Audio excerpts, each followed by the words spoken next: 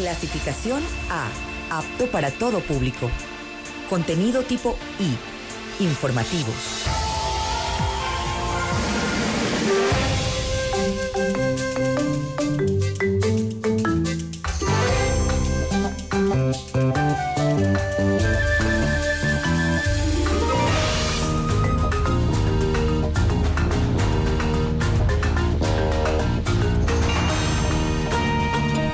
Miércoles 26 de marzo, amigos, bienvenidos a una nueva emisión de su noticiero Nuestra Asamblea.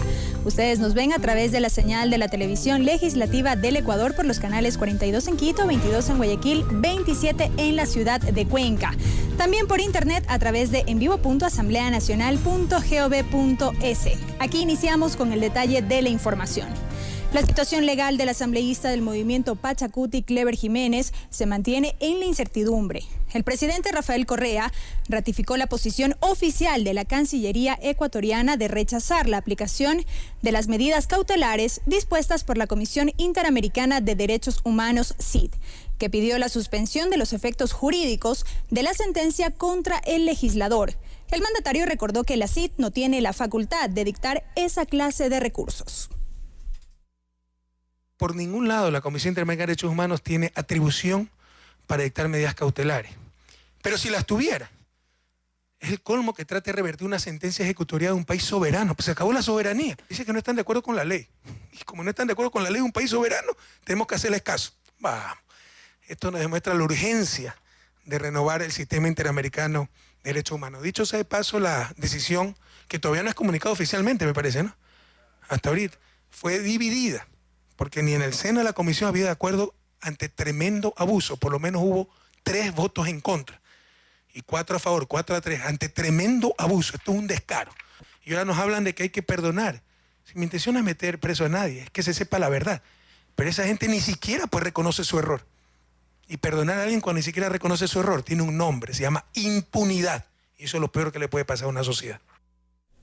Igualmente, el presidente del Consejo de la Judicatura, Gustavo Yalc, calificó como una intromisión en la independencia de la Administración de Justicia las medidas cautelares emitidas por la Comisión Interamericana de Derechos Humanos.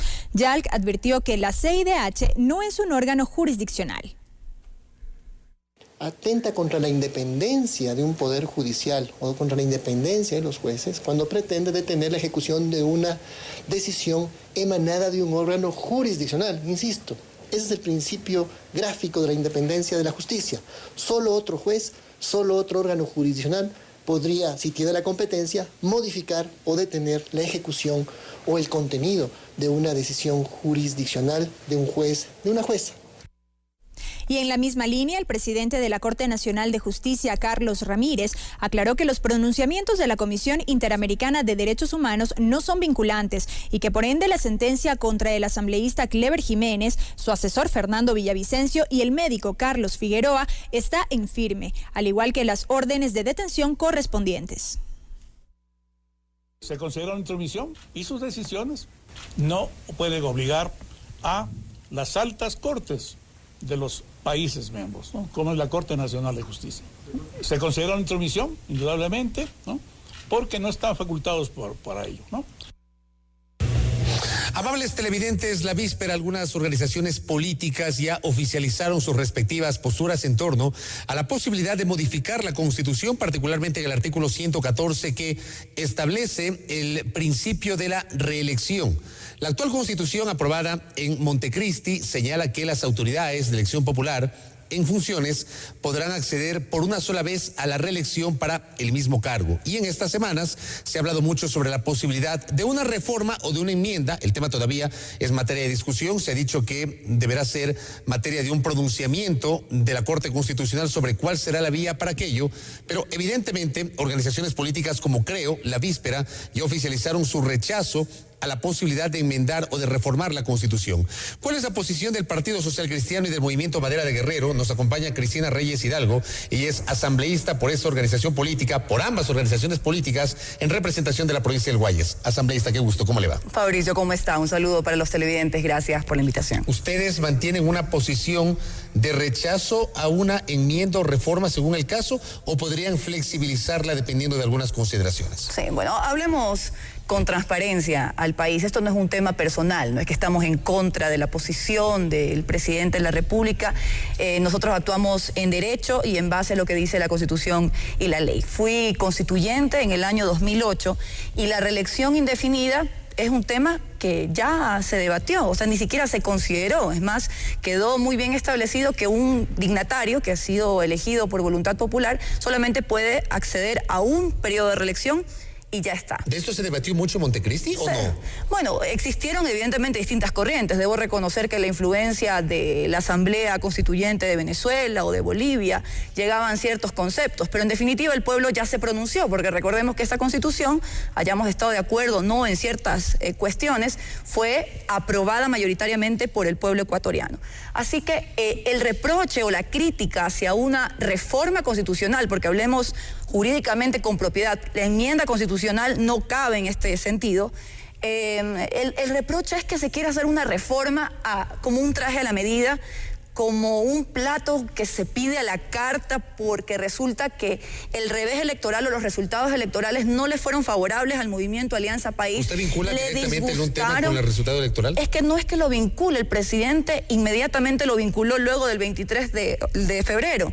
Y impresionantemente tiene una habilidad el presidente Correa de ponernos a hablar, de poner en debate, de poner en la agenda nacional lo que él considera son los temas prioritarios para la nación, como si la reelección indefinida lo fuera. A partir del revés electoral, para no hablar sobre la victoria de ciudades importantes como Quito, Guayaquil, Cuenca, Manta, Babahoyo, etcétera, donde ganó la oposición o una tendencia distinta a la Revolución Ciudadana, el presidente de la República inmediatamente, mostrando una actitud de caudillismo, habló al país de reformar la Constitución y de poner una reelección indefinida hacia su persona, y también ahora se habla de todas las dignidades electorales.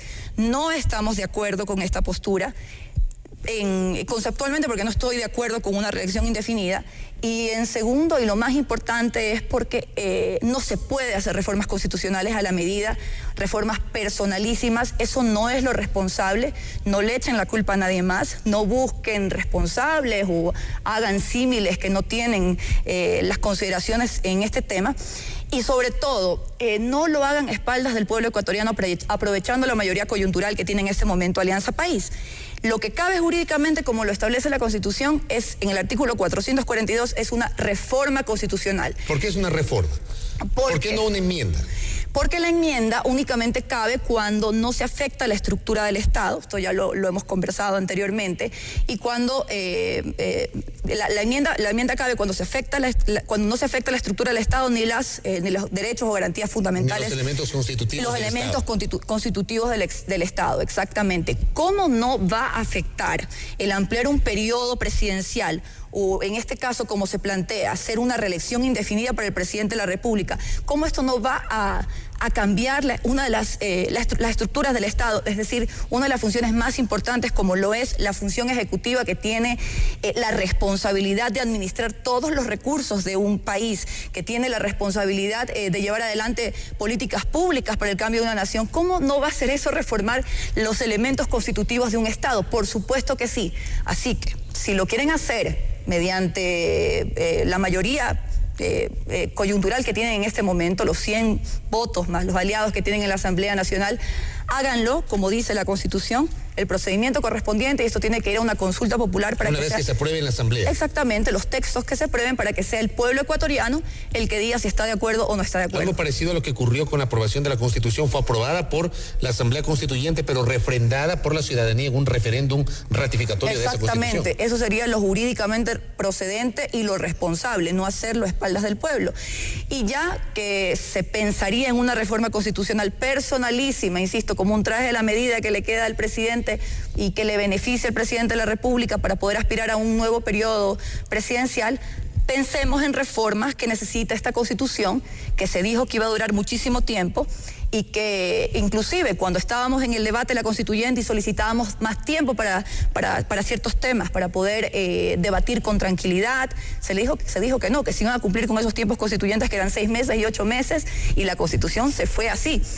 hablemos de temas que han sido críticos en la sociedad, como por ejemplo la integración del Consejo Nacional Electoral. Es decir, si me permite, solamente para aclarar, aprovechar este momento de una posible reforma o enmienda, insisto, eso lo va a dictaminar la Corte Constitucional, usted plantea que eso lo haga por la vía de una reforma, sí, pero aprovechar este tema de modificar la Constitución en el tema de la reelección para incluir otros aspectos de la propia Constitución que deberían ser modificados. Es que eso sería lo responsable, porque si no, hacer una reforma únicamente porque el presidente de la República y el Movimiento Alianza País no estuvieron de acuerdo con los resultados del 23 de febrero es algo descabellado, es tomarle el pelo a la opinión pública. Entonces hablaríamos de reelección y usted señalaba integración del Consejo Nacional Electoral, que sería otra. Yo hablaba de, por ejemplo, el funcionamiento del Consejo Nacional Electoral, su independencia, su objetividad ha sido seriamente cuestionada, y también, ¿por qué no incluir en estas reformas, y así lo han anotado y mencionado editorialistas, analistas políticos,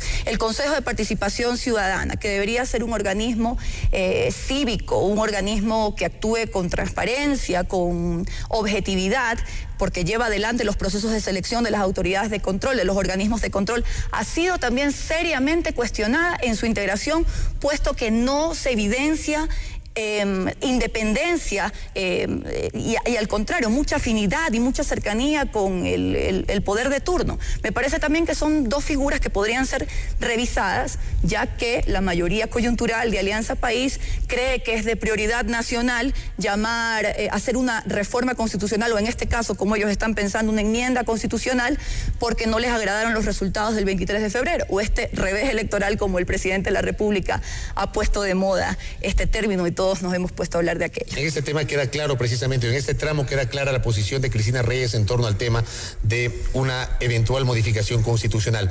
Otro aspecto, el segundo. Usted es integrante de la Comisión Legislativa de Derechos de los Trabajadores, sí, y la semana anterior recibieron al director general del Instituto Ecuatoriano de Seguridad Social, el doctor Francisco Vergara, sobre el alcance de la resolución 464 que fue modificada hace pocos días por la 467, en donde se clarifica el ámbito de la afiliación voluntaria para trabajadores que no tienen relación de dependencia. Con esa modificación queda claro, es decir, ahora sí el panorama ya no se presta dudas desde la óptica. Y le hago esta pregunta porque usted cuestionó mucho este aspecto la semana anterior en la comisión. Sí, el tiempo nos ha dado la razón y quedó claro que no únicamente cabía la aclaración que salió a dar a la luz pública el arquitecto Fernando Cordero, ex presidente del directorio del Instituto de Seguridad Social, porque la conmoción que causó esta resolución, el enredo que causó, la preocupación que causó en los trabajadores autónomos y los profesionales de libre ejercicio, que mediante la resolución 464 estaban obligados, porque así lo decía, nadie se lo inventó, no se lo inventó la oposición, la resolución claramente decía que era una afiliación obligatoria a las personas sin relación de dependencia, a los trabajadores sin relación de dependencia.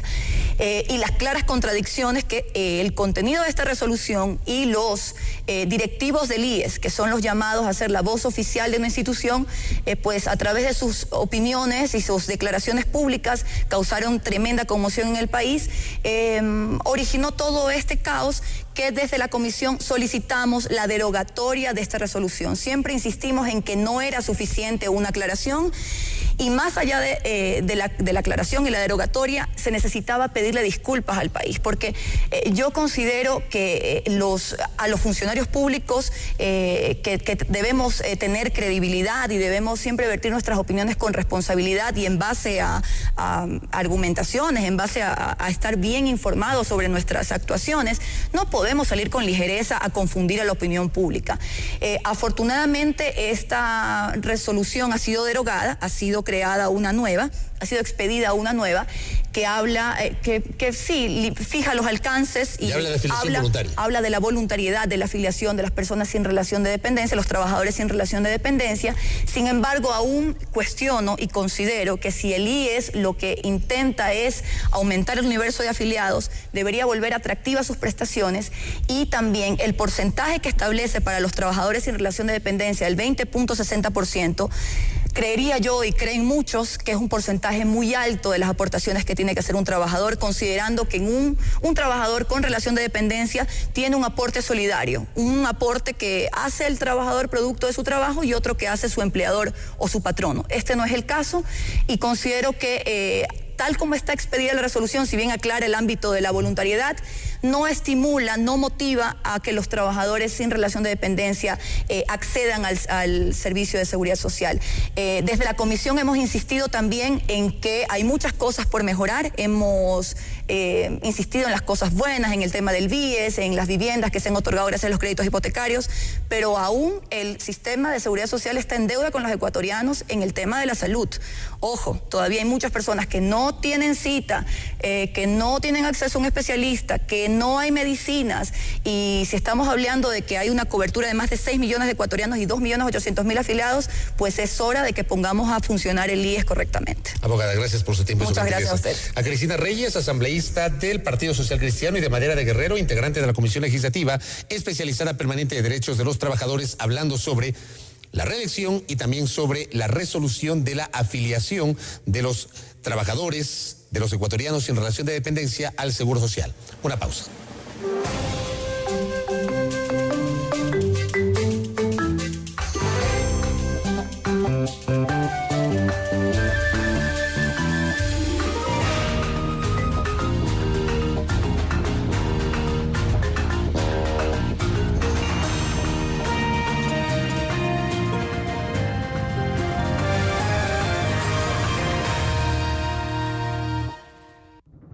Inicio de espacio publicitario.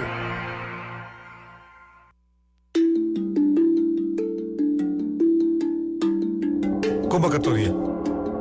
Por disposición de la señora Gabriela Rivadeneira Burbano, presidenta de la Asamblea Nacional, y de conformidad con el artículo 12, numeral 3 de la Ley Orgánica de la Función Legislativa, se convoca a las y los asambleístas a la sesión número 272 del Pleno de la Asamblea Nacional, a realizarse el día jueves 27 de marzo de 2014 a las 9:30, en la sede de la Función Legislativa, ubicada en la avenida 6 de Diciembre y Piedrahíta, en el Cantón Quito, provincia de Pichincha, con el objeto de tratar el siguiente orden del día. 1. Himno Nacional de la República del Ecuador. 2. Informe de la Comisión Especializada Permanente de Justicia y Estructura del Estado sobre la solicitud de indulto presentada a favor del señor Carlos María Morales Franco. 3. Primer debate del proyecto de ley de pasantías y prácticas preprofesionales. 4. Segundo debate del proyecto de ley orgánica para la revocatoria del mandato a las autoridades de elección popular. Atentamente, doctora Livia Rivas Ordóñez, secretaria general.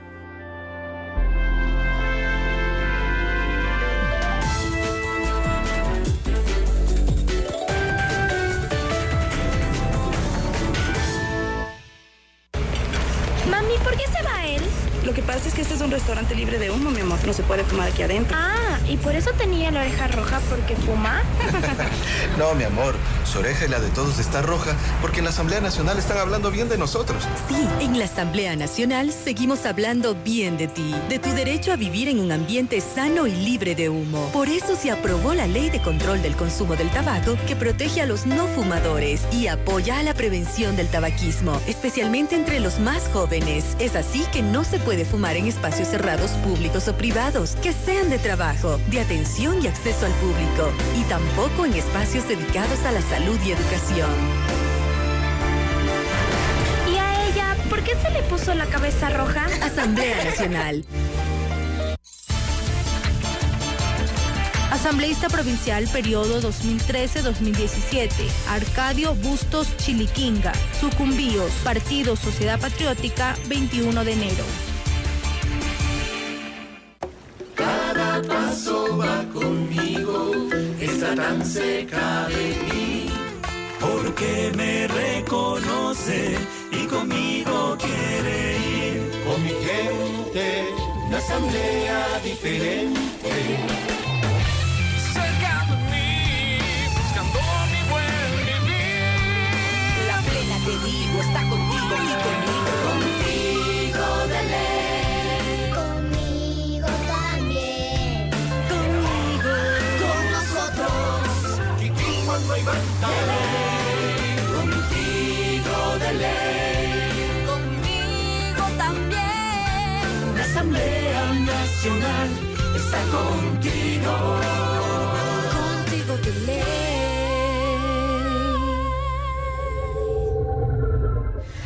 Asamblea Nacional, contigo de ley. Fin de de espacio publicitario.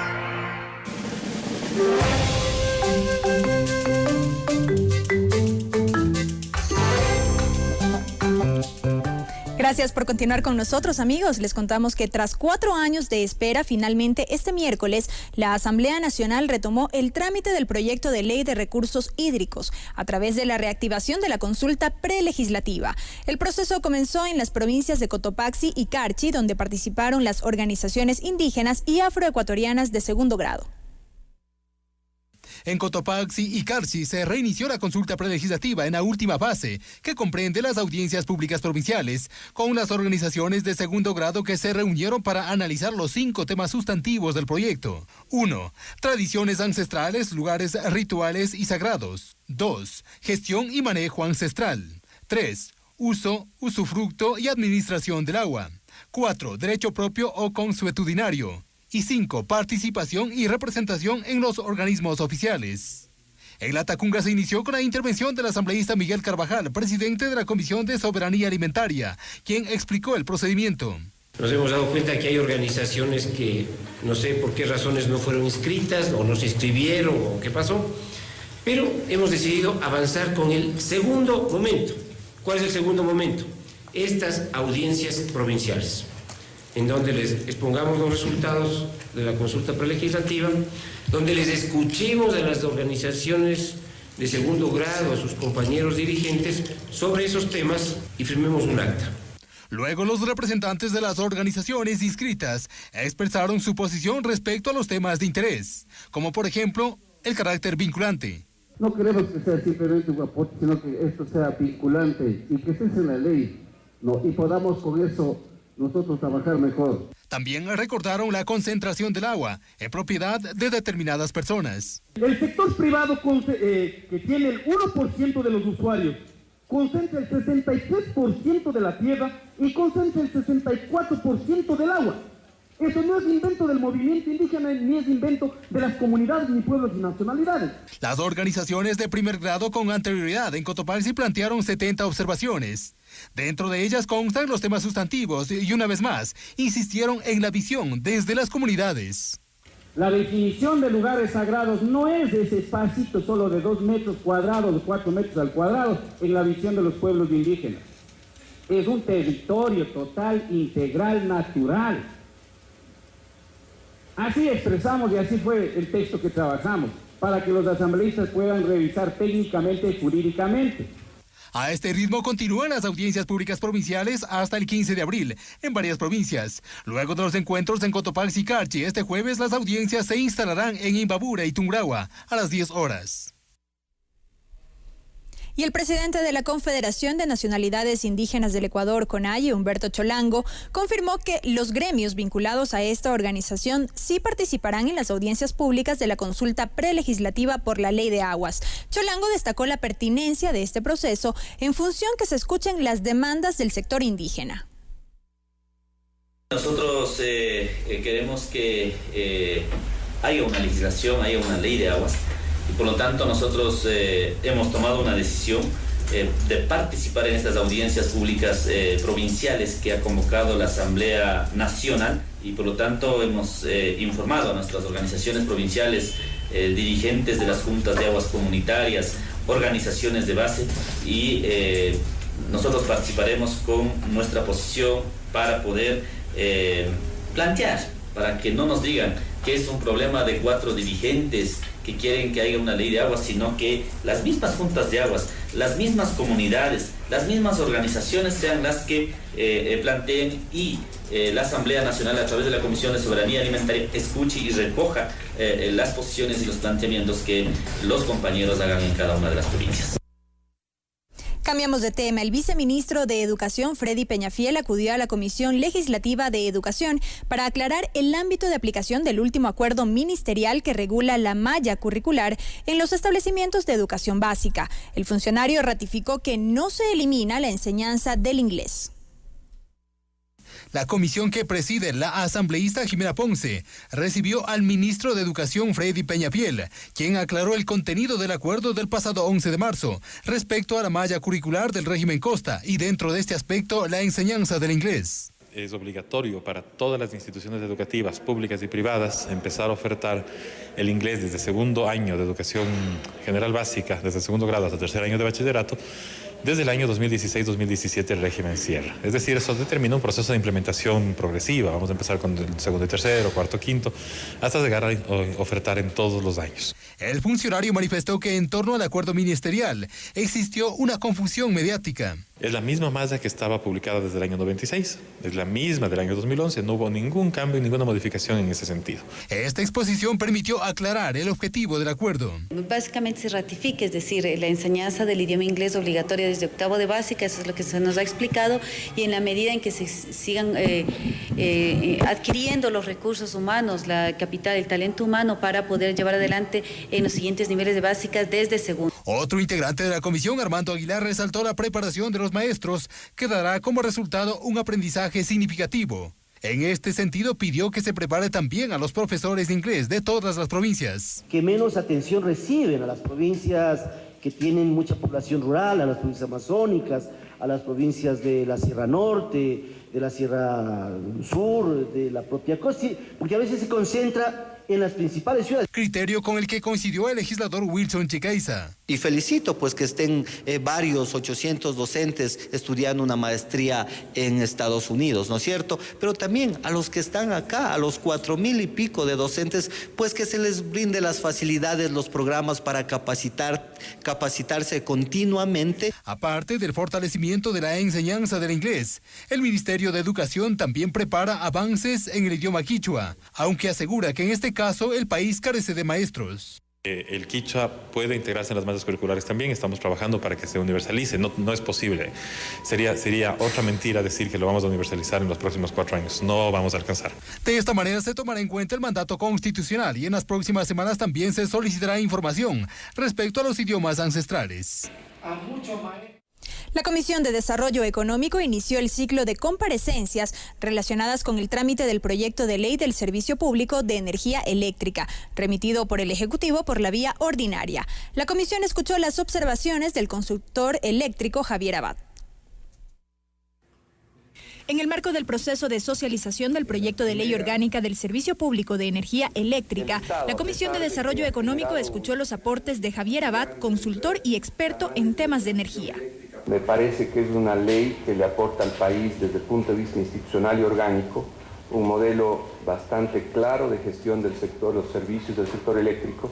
Me parece que recoge planteamientos de modernización del sector eléctrico que se han venido presentando hace muchos años por parte del sector privado. Abad destacó el beneficio que representa el que los generadores de capital privado y de economía mixta destinen el 12% de sus utilidades a proyectos de desarrollo territorial en el área de influencia del proyecto, según lo estipula el inciso 5 del artículo 56 de la ley. Que vaya dirigido a mejorar infraestructura sanitaria, a mejorar la educación, a mejorar la salud de esas comunidades donde está establecido el proyecto. También formuló observaciones. El experto, por ejemplo, cuestionó que el numeral 5 del artículo 3 del proyecto se refiera a eventuales excedentes de generación eléctrica por parte de los autogeneradores. No es un eventual excedente del que deberíamos hablar, sino un excedente en términos generales de los excedentes que se presentan en la generación privada. Y que en el segundo inciso de la primera disposición transitoria se hable de concesionarios privados que no cuenten con contratos de concesión con el Estado. Esto en lo que atañe al plazo para suscribir el correspondiente título habilitante. Todo operador en el sistema eléctrico tiene un contrato. 3 puntos que tuvieron eco al interior de la comisión. En la sesión prevista para el próximo miércoles, los integrantes de la mesa recibirían en comisión general al ministro de Electricidad y Energía Renovable, Esteban Albornoz. Delegados del Ministerio Coordinador de Seguridad y del Consejo de la Judicatura acudieron a la Comisión Legislativa de Derechos de los Trabajadores. El organismo continúa receptando observaciones respecto del proyecto de reformas a la Ley de Registro de Datos presentado por el asambleísta Andrés Páez. Con los aportes de autoridades del Consejo de la Judicatura y del Ministerio Coordinador de Seguridad, la Comisión de los Derechos de los Trabajadores dio por concluida la socialización del proyecto de ley reformatoria a la Ley del Sistema Nacional de Datos Públicos, propuesto por el asambleísta de Creo Andrés Páez. En este proyecto se quiere pedir que para el ingreso a todas las instituciones, incluidos los estadios o eventos públicos, tenga que registrarse la huella digital de todas las personas. Desde la Judicatura se advierte que para viabilizar la propuesta se requeriría de todo un proceso de estandarización y despliegue de la infraestructura adecuada. Si se quiere establecer un sistema nacional de identificación biométrica, esto necesita una infraestructura muy fuerte, necesita una inversión muy fuerte. Que un proyecto a nivel nacional de este tipo debería ser coordinado por el Registro Civil y que sus costos deberían ser calculados y presupuestados por cada institución para poder llevarlo adelante. Mañana todos los responsables de entidades públicas estarían en problemas, porque no existe la capacidad en el país para poder implementar esto de un día para otro. La delegada del Ministerio Coordinador de Seguridad, en tanto, dijo que se requiere integralidad. Es así que conversamos con la Dirección Nacional de Registro de Datos Públicos y ellos se encuentran ya trabajando en una reforma integral a la Ley de Registro de Datos Públicos. Entonces, en esta ley se va a fortalecer los registros que efectivamente son muy necesarios para el tema de seguridad. Criterios que fueron recogidos por la comisión y que serán sistematizados. Alrededor de 10 instituciones formularon observaciones. Nosotros también recibiremos las observaciones de parte de las y los asambleístas y de la ciudadanía. Se estima que el informe para primer debate del proyecto en el Pleno sea aprobado hasta el 15 de abril. La Comisión de Soberanía y Relaciones Internacionales continuó este miércoles con el trámite del pedido de aprobación del Acuerdo de Cooperación Económica, Comercial y Técnica entre los gobiernos de Ecuador y Qatar. El organismo recibió a delegados de los Ministerios de Relaciones Exteriores y Comercio Exterior, quienes destacaron las relaciones diplomáticas con ese país asiático, las cuales, añadieron, se enmarcan dentro del proceso de inserción internacional en que está empeñado Ecuador para la apertura de nuevos mercados. Uno de los sectores que, a juicio del gobierno, se beneficiarán de este proceso es el bananero, que ha comenzado a entrar con fuerza a Turquía. Hay un procedimiento que requiere... Verónica Rodríguez. Amables televidentes, hace pocas semanas la Asamblea Nacional aprobó un proyecto económico urgente remitido por el Ejecutivo que apunta al cierre de la crisis bancaria de 1999. Algunos aspectos que establecía esta normativa tiene que ver con la posibilidad de que los depositantes que todavía no habían accedido a sus acreencias, al dinero que perdieron fruto del cierre de las instituciones financieras en 1999 puedan finalmente recibir esos recursos. Cosa increíble. Han pasado tantos años y 15 años y todavía tenemos en el Ecuador clientes que no habían recibido su dinero. Una vez que ha sido promulgada la ley, publicada en el registro oficial, sancionada favorablemente por el presidente de la República, es el Banco Central el ente que se encarga de instrumentar este aspecto que tiene que ver con el pago de esas acreencias y también el cumplimiento de la ley. El señor economista Hugo Villacrés, quien es subgerente del Banco Central del Ecuador, está aquí con nosotros en el noticiero de la Asamblea Nacional. ¿Cómo le va, economista? Qué gusto. ¿Cómo está, Fabricio? Un gusto estar aquí para comentarles buenas noticias a la gente. ¿Cuáles son las buenas noticias? Yo diría que después de ese doloroso, traumático proceso que fue aquel del congelamiento bancario, cuando un 8 de marzo de 1999 el presidente de la Junta Bancaria de aquel entonces decretaría primero el feriado bancario que desencadenaría el congelamiento bancario y la forma más inverosímil de meterle la mano a los bolsillos de los ecuatorianos. Hoy por fin, 15 años después, como bien usted decía en la introducción, se logra solucionar este tema y se tiene todo el dinero para pagar a los acreedores. También se entrega un plazo para que los deudores puedan recalcular sus deudas y acercarse para sanear aquello que en algún momento dado puede significar también un dolor de cabeza porque no les deja ejercer sus derechos ciudadanos. Sanear aquello y poner fin a esta crisis que ha durado 15 años y que ha sido un lastre y probablemente la crisis más profunda del Ecuador democrático. ¿Cuántas personas todavía no han recibido o no habían recibido antes de la vigencia de esta ley sus acreencias, los depósitos que se les negó fruto del cierre de los bancos en 1999? Mire, Fabricio, nosotros calculamos que alrededor de 40.000 acreedores se acercarían al Banco Central en el plazo que se ha establecido, que inició el 10 de marzo y durará hasta el 5 de septiembre para que las personas puedan acercarse con su cédula de identidad, la copia de la cédula de identidad, el certificado de la acreencia y se les pueda pagar inmediatamente esos recursos. ¿En dinero en efectivo? Para quienes tienen menos de $500 de acreencia será en dinero en efectivo. Para los que tienen más de $500, básicamente por motivos de seguridad, se les pedirá una cuenta en donde se puede depositar esos recursos. Para hacer la transferencia bancaria. Exactamente, pero la gente al final del día podrá recuperar aquello que hace 15 años lo dio por perdido y durante todo este tiempo ha significado dolor, ha significado inconformidad en las familias. Acuérdese usted que muchos de los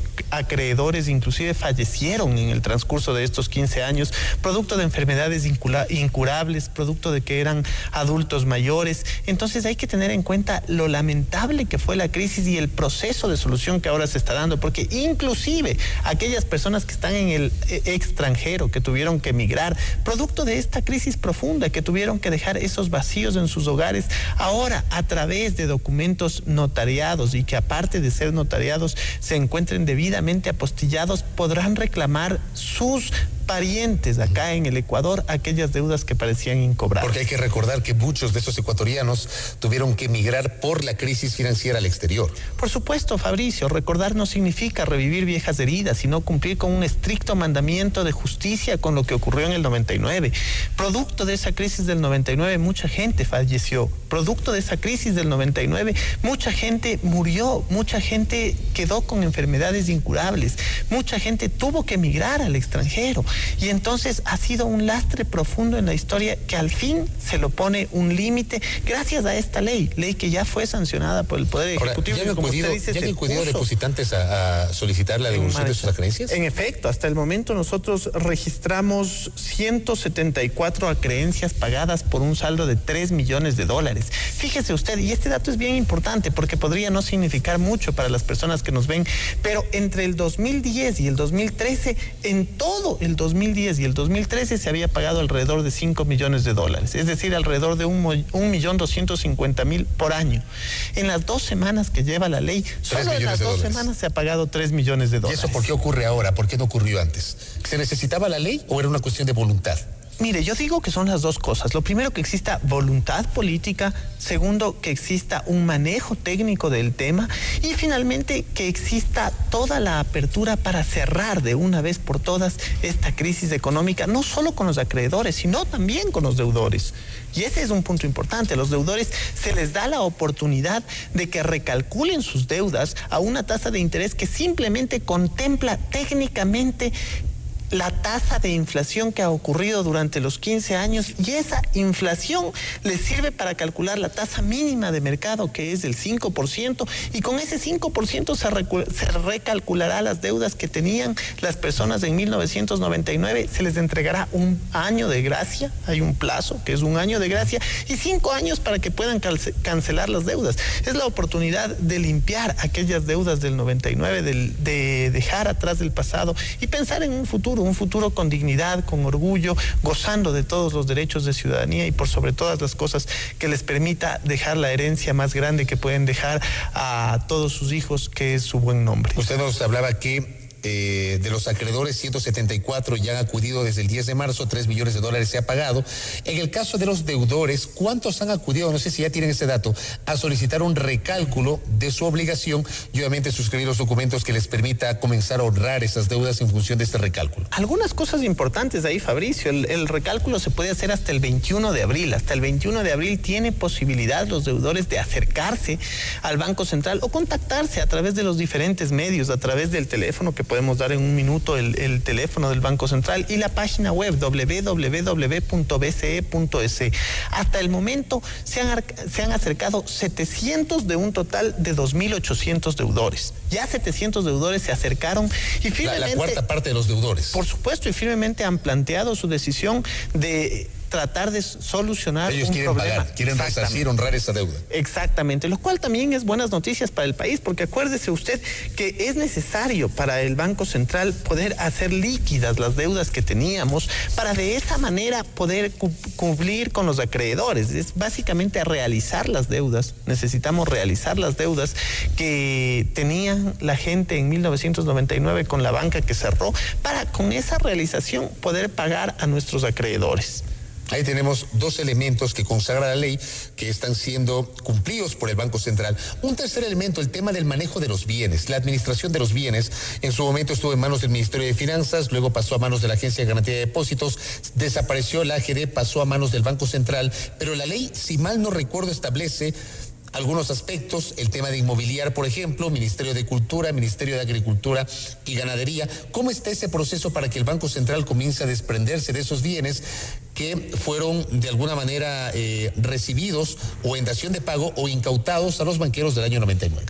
Hemos empezado, Fabricio, y también existen buenas noticias. Alrededor de 20.000 bienes estaban inutilizados, estaban en fideicomisos, y todo esto se va a eliminar para que aquellos bienes urbanos que pueden ser utilizados, sea por el gobierno, que pueden ser posteriormente vendidos, pasen a inmobiliar. ¿Quién será encargado o será la institución que administre todos estos bienes? Y también tenemos de otro lado los bienes rurales que pueden servir para procesos agrícolas, productivos, que pasarán a manos del MAGAP. Todo eso se está firmando en estos días, se ha dejado sin efecto los fideicomisos por medio de la ley, y eso va a permitir que se realicen también esos bienes, y eso sirva para poder cancelar a aquellos acreedores que históricamente han dejado un saldo, y ese saldo está pendiente por cancelar. Lo estamos cancelando ahora. Son 15 años de la crisis, pero se está cumpliendo con los acreedores, se está cobrando a los deudores y se está poniendo fin a esto que fue una crisis profunda. Acuérdese, Fabricio, también que a nivel de acreedores el monto máximo de pago que tendrá el Banco Central es $75,000 por cada uno de los acreedores. ¿No puede pagar más? ¿76,000, por ejemplo, no paga? No paga, paga hasta 75,000, con lo cual, dicho sea de paso, estamos cubriendo más del 90% de depositantes. ¿Y qué pasa con el resto, con saldos superiores? Época. ¿Qué pasa con los saldos superiores? Mira, aquellos que tienen saldos superiores, pues evidentemente es gente que, primero, un porcentaje muy bajo, estoy hablando del 2-3% del total, y que después tendrá acceso hasta los 75,000 que se puede, y el resto, pues lamentablemente en este proceso de depuración hay este límite máximo que ponen, y en cuyo caso no serán acreedores más allá de eso. Acuérdese una cosa, Fabricio, y esto es importante: $75,000 en sucres significaba 1.875 millones de sucres. Tal vez no se acuerde mucho la gente, pero cuando se generó el tema de la dolarización, $75,000 con $1, 25,000 sucres. Lo que quiere decir que los $75,000 son 1.875 millones de sucres. Muy buenas noticias sobre la implementación de la ley. Gracias, economista, por la gentileza. A usted por la invitación, y atentos a recibir la información de la ciudadanía. No se olvide. No me dio el número telefónico. Por supuesto, contáctense al 022-289-488, repito, 022-289-488, nuestra dirección electrónica www.bce.fin.es o www.bce.es para la gente que quiere hacerlo más rápido, y también pueden consultarnos por mail, bancacerrada@bce.es. Repito, bancacerrada@bce.es. BCE, que son las siglas del Banco Central del Ecuador. Gracias al economista Hugo Villacrés, quien es subgerente del Banco Central del Ecuador, hablando sobre la aplicación ya de la ley para el cierre de la crisis bancaria de 1929, que hace pocas semanas fue aprobada por la Asamblea Nacional. Pausa.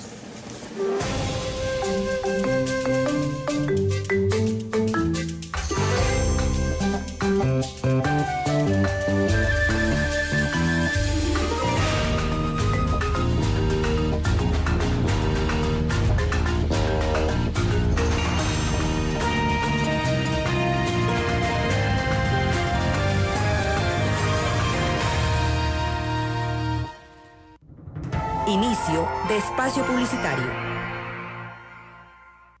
Cada paso va conmigo, está tan cerca de mí, porque me reconoce y conmigo quiere ir. Con mi gente, una asamblea diferente. Cerca de mí, que digo está contigo y conmigo. Contigo de ley. Conmigo también. Conmigo. Con nosotros. Vivimos no hay vuelta de ley. Contigo de ley. Conmigo también. La Asamblea Nacional está contigo. Contigo de ley.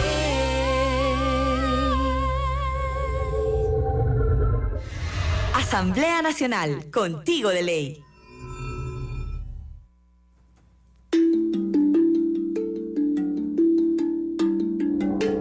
Convocatoria. Por disposición de la señora Gabriela Rivadeneira Burbano, presidenta de la Asamblea Nacional, y de conformidad con el artículo 12, numeral 3 de la Ley Orgánica de la Función Legislativa, se convoca a las y los asambleístas a la continuación de la sesión número 243 del Pleno de la Asamblea Nacional, a realizarse el día jueves 27 de marzo de 2014 a las 11:30, en la sede de la Función Legislativa, ubicada en la avenida 6 de Diciembre y Piedrahíta, en el Cantón Quito, provincia de Pichincha, con el objeto de continuar con el tratamiento del siguiente orden del día aprobado. Informe de primer debate de proyecto de ley reformatoria a la Ley de Personal de las Fuerzas Armadas. Atentamente, doctora Livia Rivas Ordóñez, secretaria general.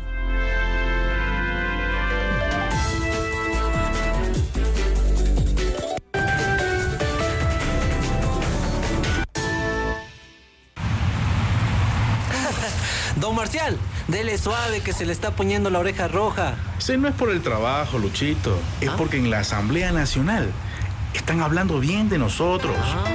Aprobaron la ley de regulación y control del poder de mercado. Ya ninguna empresa, por más grande que sea, me va a obligar a comprarle solo a ella.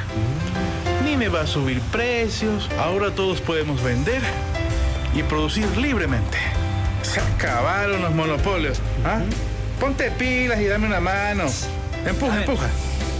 En la Asamblea Nacional seguimos hablando bien de ti, de tu derecho a un mercado justo, con más oportunidades para pequeños y medianos competidores y mejores beneficios para los consumidores. Es así que se aprobó la Ley de Regulación y Control del Poder de Mercado, que entre otras cosas prohíbe y sanciona acciones que impidan la libre competencia, evita que grandes compañías perjudiquen a pequeños y medianos competidores. Además, elimina descuentos condicionados a través de tarjetas de afiliación. Sí, de aquí como siempre al sur, don Marcial. Nada.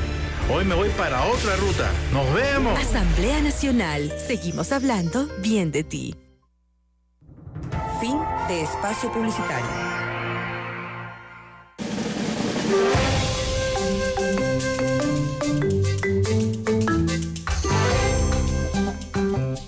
Gracias amigos por seguir en sintonía. Continúan las noticias aquí en nuestra Asamblea, el informativo de la televisión legislativa. Los asambleístas intensifican la presentación de su rendición de cuentas, obligación establecida por la Constitución de la República. Aquí un resumen. En audiencia pública, tal como lo determina la ley, los integrantes de la Comisión de Desarrollo Económico cumplieron la tarde de este miércoles con la rendición de cuentas de su gestión correspondiente al último año. Las dos actividades principales de la Asamblea y de la Comisión son los temas de fiscalización y los temas de revisión de leyes. En cuanto a la tarea de fiscalización, la comisión destacó la presencia de varios actores que informaron sobre temas de interés vinculados al ámbito de este órgano legislativo.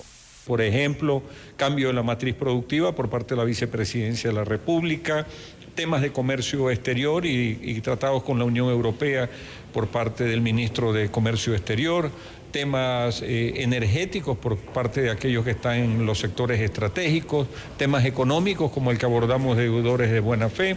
Y en términos generales definieron como favorable el trabajo ejecutado. Ha abordado una serie de temáticas de orden económico. Muchas leyes que se trataron en el plenario legislativo, en el hemiciclo legislativo, fueron incorporadas a ella por acción de la Comisión de Desarrollo Económico. Más temprano, en horas de la mañana, fue el turno de la legisladora de Pachacutic, Lourdes Tibán. En su rendición de cuentas no solo habló de su gestión, sino que se nutrió de los aportes de la ciudadanía invitada. Quiero recibir en esta mañana recomendaciones de ustedes para mejorar la gestión legislativa en estos próximos 3 años. Allí estuvo presente la consejera del Consejo de Participación Ciudadana y Control Social, Andrea Rivera, quien habló de la importancia de conocer las actividades emprendidas por las autoridades de elección popular. cómo nos representan, qué es lo que proponen, cómo es su votación, cómo están llevando su trabajo justamente de legislar, de fiscalizar. De acuerdo al cronograma del Consejo de Participación Ciudadana, el plazo para la rendición de cuentas vence a finales de este mes. Miranda. Queremos recordar que este jueves habrá 2 sesiones del Pleno de la Asamblea Nacional. A las 9:30 se instalará la sesión número 272 con 3 puntos en su agenda. Informe de la Comisión Especializada Permanente de Justicia y Estructura del Estado sobre la solicitud de indulto presentada a favor del señor Carlos María Morales Franco. Primer debate del proyecto de ley de pasantías y prácticas preprofesionales y segundo debate del proyecto de ley orgánica para la revocatoria del mandato a las autoridades de elección popular. Desde las 11:30 se instalará la continuación de la sesión número 243, en la que se analizará el informe de primer debate del proyecto de ley reformatoria a la ley de personal de las Fuerzas Armadas. Quienes tienen intereses en seguir siendo las únicas voces en ser escuchadas. Cuando habló la asambleísta Cáceres, Y amigos, así concluye este espacio informativo. Como siempre, les recordamos que ustedes pueden ver el reprise de nuestra asamblea a partir de las 21 horas por los canales 42 en Quito, 22 en Guayaquil, 27 en la ciudad de Cuenca. Y por internet, como siempre, a través de envivo.asambleanacional.gov.es. Muchas gracias.